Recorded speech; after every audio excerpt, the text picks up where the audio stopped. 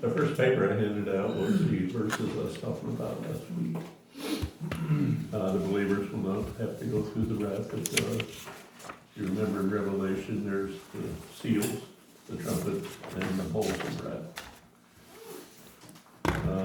There's a big debate on the seals and the trumpets, but the Bible specifically says we will not be here for the bowls of wrath. That's the final judgment of the wicked. And then down below, some of the verses concerning either, depending on where you stand, either the rapture or the second coming of Jesus Christ.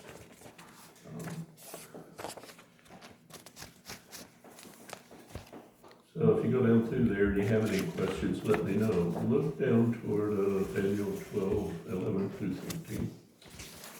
The first phase is 1290, and then the second phase is 1334. But if you go in other places in the Bible, it says 1290, 1290, or 3.5 and 3.5. But Daniel indicates that there's an extra 45 days in that last half. So it's 1290 plus 1335. So if you match that up with other scriptures concerning 3.5, or 1290 and 1290, it indicates that he gives us the period of time that the bowls of wrath will be poured out, which would be those other 45 days. Okay. There'll be 1290, 1290 plus 45 days. Is Daniel the only one that mentions that? And was well, Revelation gives us 3 periods.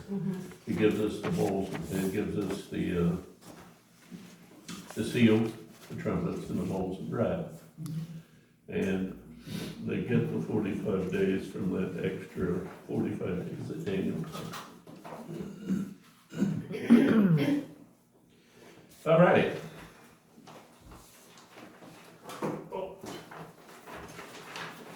Send it out.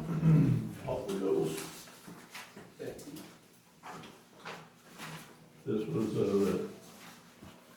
those scriptures I was talking to last week. Thank you. If you read through them, if you have any questions about any of them, bring your questions back. And this is the answers to your form last week. That you spent the whole week.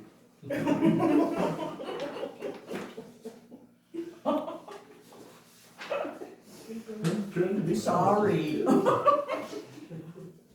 Do we need to stand in the corner, There you go. like chick kids did in the old days? I didn't ask for confession. I'm not running a confessional. If you feel like you ought to stand in the corner, do your homework next week.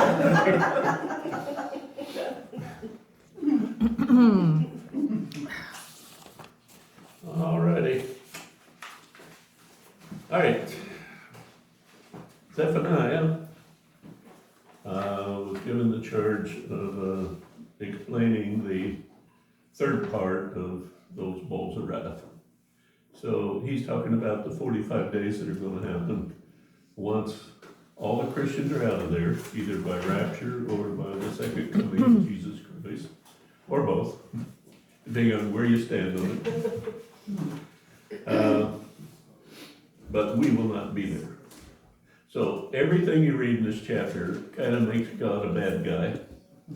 But look at what's going on in the world today and ask yourself, doesn't some of these little kids and some of these women and some of these slaves need justice? And it's all done for the money. I heard yesterday on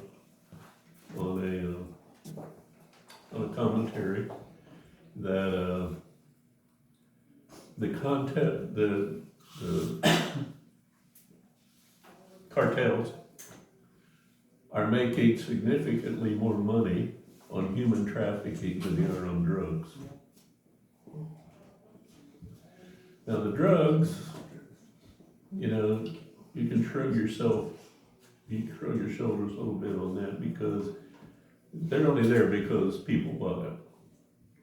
And that fuels the market. If everybody would just quit buying the drugs, there would be no drugs on the streets today. The bottom line is it's supply and demand like everything else. But human trafficking for, Paradise Island and all those other things that's going on, that is despicable. Those women, those children, and those slaves are kidnapped, they're hauled off. And, we keep going back to the Civil War and making a big deal about the Civil War, but everybody seems to be just shrugging their shoulders about the human trafficking that's going on today. The slaves were bad and it was despicable, but at least it was for a purpose. What the human trafficking is about today is just evil. Just flat evil. Now, I don't condone either one of them. But today cannot be compared with the 1800s in America where we had slaves. Both were bad, but there's a whole different level to what's going on today. All right, so who's the guy that the book's about? Who wrote the book? Zephaniah? Who wrote it? Zephaniah? Zephaniah. How do we know he's just not another Bill Benner trying to sell another book? He made it in the Bible. It made it in the Bible, that's what, the Holy Spirit put it in the Bible. His name? Huh? His name? Yahweh protects? Yep, his name, Yahweh protects. What else? He was chosen. He just didn't wake up one day and have an idea about a book, wrote a book on the rapture or on whatever, on Revelation or whatever. He was chosen by who? God. God. He was chosen by God. All right. Now, if you go back in his genealogy, and I made a mistake a couple of weeks ago, I told you that he goes back to Josiah. Well, he goes back to Hezekiah. I'm sorry. I was doing two things at once, and I got them mixed up. But he goes all the way back to the king Hezekiah. And what do you know about Hezekiah? It's the same thing we know about Josiah, but at a different period of time. Remember Hezekiah? He walked with God. Yes, he was the only good king in the northern kingdom. Now, the southern kingdom had like 3 good kings out of 14, or 12 or 14. But the northern kingdom only had good kings. And that was Joseph. So, he was a very good king. How many generations are listed here? 4. 4. How many generations are listed in your family? 5. That's a great picture of the family. I love it. Yeah. I'm so excited to have 5 generations. And your mom is just sharp as a tack. She is, she really is. She thinks she's not, but she is. Well, that's probably foretelling of your end. That kind of thing kind of runs in the family, Hopefully. either good or bad. So all those people are telling you you're crazy, just ignore them. Good, okay. I do. All right. What? Happy, all right, yeah. Moving on. All right. Let's read 1 through 8. Let's read 1 through 4. 1 through 6. The word of the Lord came to Zephaniah, son of Cushai, the son of Gedaliah, the son of Ammerah, the son of Hezekiah, during the reign of Josiah, son of Amon, king of Judah. I will sweep away everything from the face of the earth, declares the Lord. I will sweep away both man and beast, I will sweep away the birds in the sky and the fish in the sea, and the idols that cause the wicked to stumble. When I destroy mankind on the face of the earth, declares the Lord. I will stretch out my hand against Judah and against all who live in Jerusalem. I will destroy every remnant of Baal worship in this place. The very name of the idolatrous priests, priests, who will bow down on the roofs of the roofs to worship the starry host. Those who bow down and swear by the Lord, who also swear by Moloch. Those who turn back from following the Lord and neither seek the Lord nor inquire of him. All right. The commentary said Hezekiah, but up here it says Josiah, so he's related to both. Huh? Related to both. No. So I corrected myself incorrectly. Yeah. He's the son of Hezekiah, but it was during the reign of Josiah. Depends on how far you go back. Now, that makes him a little different because all the other prophets were chosen because of their righteousness. And they were not of kingly descent. He is. And he's descends from two of the greatest kings that ever ruled Judah in the ways of the Lord. Who does Israel claim as their greatest king? David. Huh? David. David. What do you know about David? He was a mess. He's a lot like us, you know. And God chose him to rule, and in the end, God said that what was God's commendation for David at the end? He's a man after his own heart. He is a man after my own heart. God likes a mess. Well, God likes a mess, apparently. Thank He you. chose a lot of them. Thank God he does. yeah, it's a good thing he likes a mess, Yes. Amen. especially in my case. All right, verse 2. What did God pronounce? Judgment. Judgment. And what's the extent? Good. Everything. Total. Everything. Okay, how does that differ? I touched on it yesterday, but it didn't, or last week, but it didn't explain it. How is that different? Almost all the Bible, 99.9% of the Bible is about what country? Israel. Israel. Now it brings in the bear from the north and the eagle and all that, but it's pertaining to Israel. Okay, this judgment is about all of it, the entire earth. When this judgment is laid down, and remember the world's response to it, they cursed God and shook their fist at him. Okay. They cursed God and shook their fist at him. We're not going to be there for this.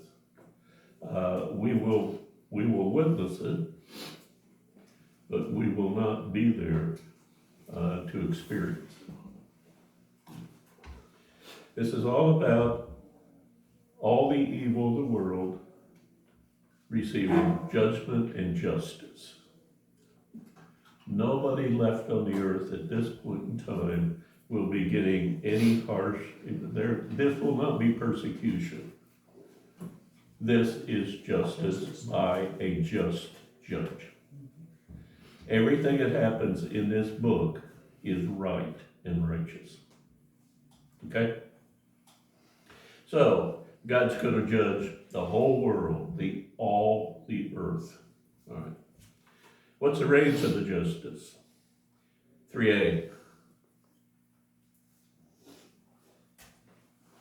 What's people and animals, birds, and People and animals. And 3b. Birds and fish. Birds and fish. And 3c.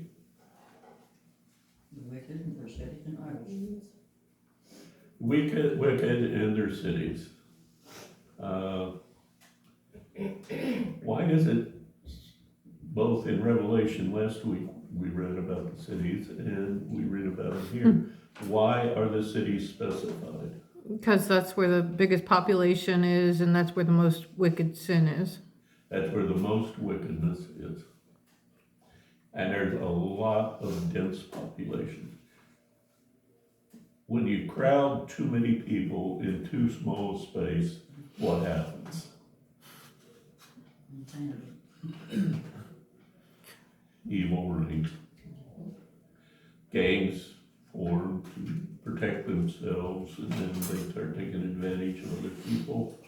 They don't really manufacture anything, they don't really work toward any good purpose. They basically just take advantage of the situation, and generally, that's where most of the poverty is. Where are most of the people sleeping on the sidewalks? Cities. Big cities. In the cities, right. I've never seen anybody sleeping on the sidewalk in French Lick. Or Huron. I'm sorry? They're on Indian Avenue according to Valley Talk. Oh, They're what? vacant On lot. Indian Avenue, there's a homeless camp up there somewhere in Yes, French there Lake. There's property, it's close to Danielle. She's had to walk by it before. The first thing I thought when I read it. Yeah, she knows exactly where it's at. Hmm. Okay, well, I haven't experienced that. Yeah. I'm just saying, it's trickling down. Well, yeah, it will trickle down. Okay, so in, why was the judgment certain? God will judge Judah and Jerusalem for 6 reasons. 4B.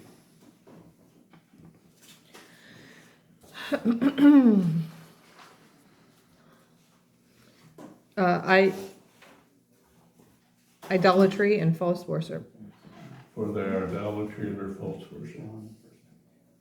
So, they have turned from God and they've begun to worship Baal or Moloch or Ishtar, or the other gods of the other countries around them. Basically, those are the 3 major gods, no matter where you go. They just have different names from the different countries. And then underneath them are subservient gods that take orders from them and serve them in order to control us, the people of the world. Okay, 4C.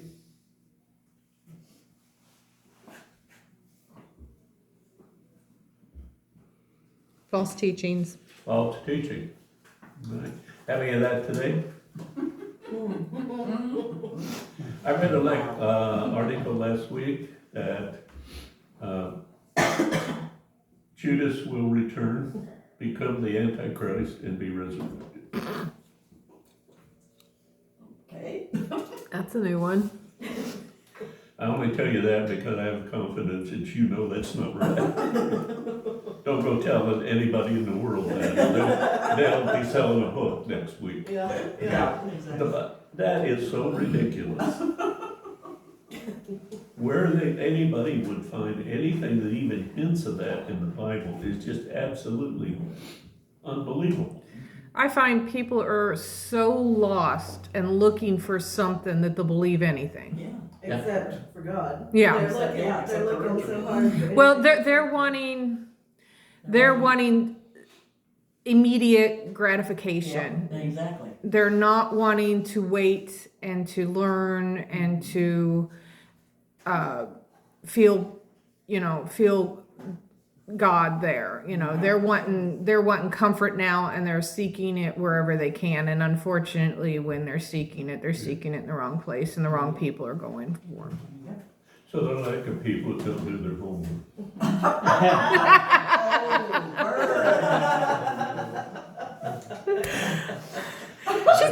come down next week. Bill, stop it. There was also people claiming the rapture was supposed to happen last week too. Yeah. On the Yeah. 23rd. Yeah. Yeah, big news last week. I haven't heard any of them explaining their error. No, of course not. They've all kind of disappeared for some reason, Yeah. Yep. I waited all day. Raptured themselves. We're all in. I mowed the lawn so I wouldn't leave the place ragged. We did have that power outage and for a split Yes. second I thought, Wait a minute. I thought it was more likely war than rapture. Did anybody find out what that power outage was? No, I didn't ever hear It had something to do with Hoosier Energy themselves, so it was a big substation somewhere else that wasn't around here that affected it. So it's amazing something so far away can affect us little people down here.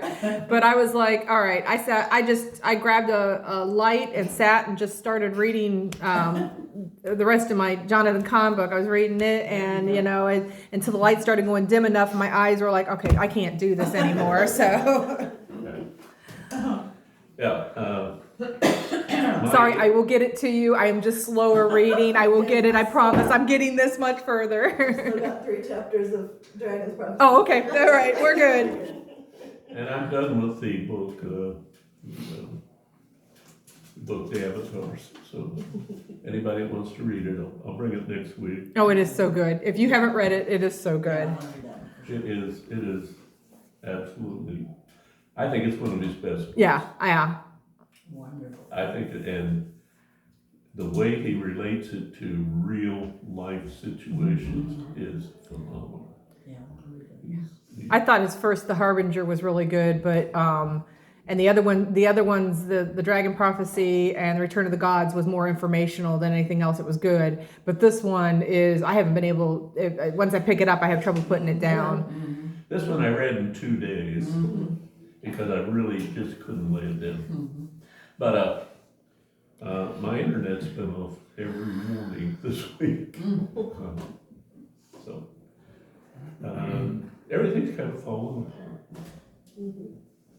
The grids, they say the grids are really fragile now. Everything's falling apart.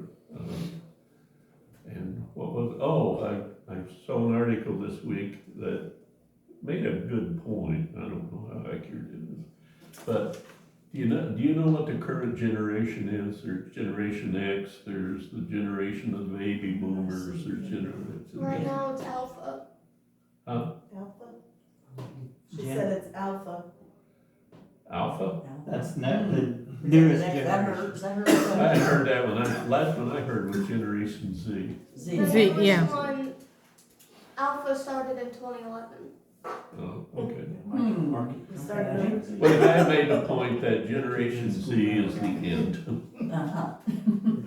Even the world is, he thought even the world is acknowledged I guess it's that started over. everything's winding down to some catastrophe. He didn't bother to relate it to the Bible or God or anything. But he said it was Generation Z, and that was acknowledgement that everything is coming to a close. So, but it wasn't a Christian thing. So, false teaching. We've got all this weird stuff going on. Judah is going to be resurrected and be the Antichrist and this and that and the other. Well, Judah's where he is, and that's where he's going to stay. But the devil will be. 5a. That was kind of veiled in most versions, but it's talking about astrology. 5a is talking about astrology. I told you about Reverend Kennedy's Bible in the Stars, the 12 major constellations with the 7 minor constellations inside the 12. And he relates all of them to the Bible. The lion Leo is the lion, and Jesus is the Lion of Judah, the Southern Cross, and Jesus' resurrection. And he goes through every one of them, and he specifically tells you, and it basically covers the Bible. Well, Satan had to nullify that, so what did he give us? Astrology. Astrology. That's totally different from astronomy. I got 15 hours of astronomy at Purdue, but it's not astrology. Totally different. All right, verse 5b.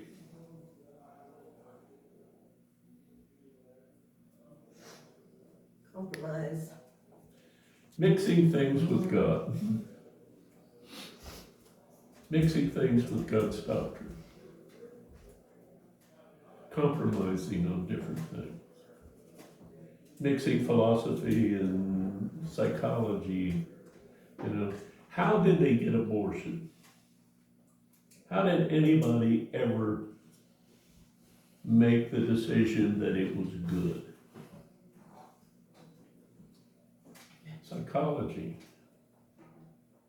What about that poor raped woman? How many of those 65 million aborted babies was a product of rape? Less than 1/100%. Oh, what about the mother who's struggling? In any hospital, anywhere in this world, they don't put the baby first and sacrifice the mother. That was a false argument.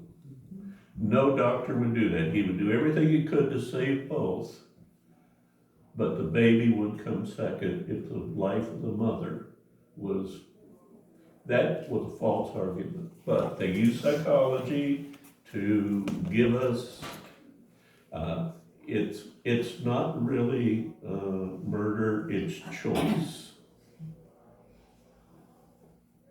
I can go on and go on and go on, but when we start mixing the wisdom of the world with the wisdom of God, we end up with sewage.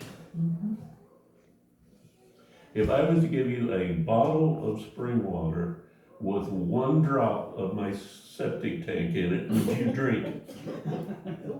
Oh, thank you. We don't even settle for 99%. If 90%, now don't hold me to these numbers because I don't know specifically what they are, and this is from 20 years ago. But if 99% of the planes landed safely tomorrow and only 1% crashed, how many people would die? Thousands. 7,000 or so. Now, that was back 20 years ago.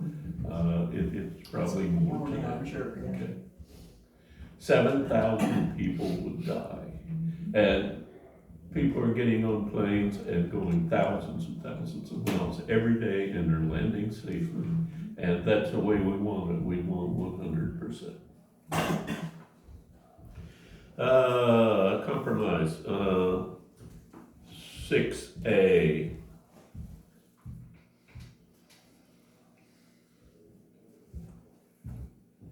What's apostasy? Turning away from God. Turning away from God. They are experience God. I had a carrier one time at New Augusta Post Office. He found out that I was taking ministerial classes. One of my textbooks was like on the desk. He said, "You going into the ministry?" I said, "Well, I'm already into the ministry, but I'm just kind of making it official." He said, "I tried that." They grinned. I said, "Well, Kreider, what does that mean?" He said, "Well, this preacher was preaching to me about salvation and everything, and so I thought I'll fix you."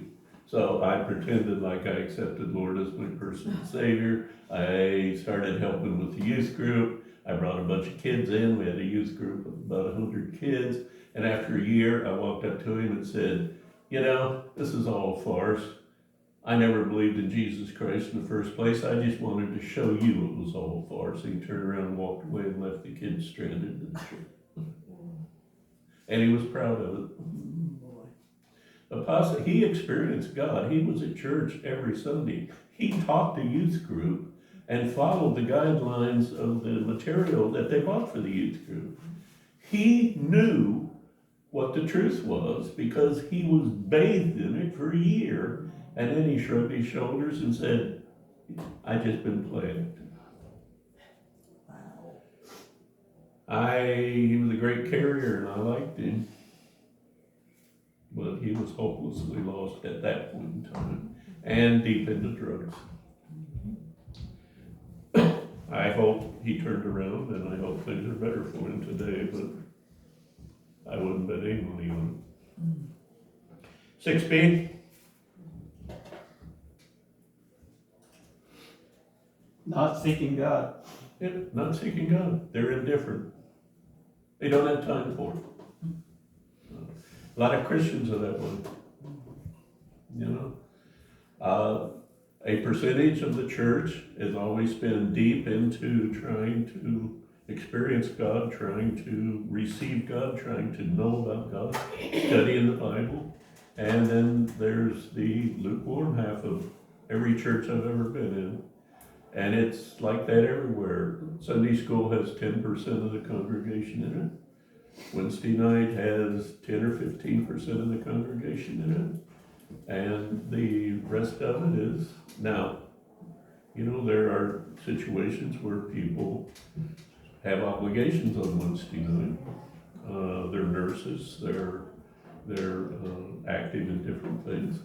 They have to be with their kids for certain reasons. But by and large, a lot of people just want an hour a week and they don't want anything else to cloud their lives.